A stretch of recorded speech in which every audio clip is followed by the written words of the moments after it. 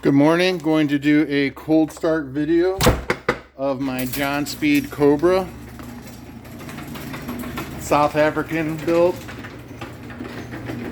Call this basically a pre-backdraft. Hasn't been started for a couple of days. It fires up every time. Just turn the key. See how the gauge is. Cold.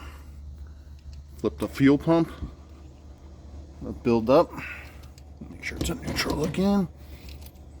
That's it. Starts like this all the time.